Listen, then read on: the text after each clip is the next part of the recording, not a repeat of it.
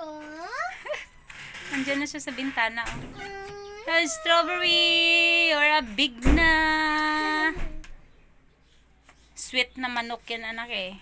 Yung mga 45 days na ginatinda sa palengke. Oh, nagtae! Strawberry! Tae ka. Nasilip mo si Yorika dito sa room niya. Strawberry! Strawberry!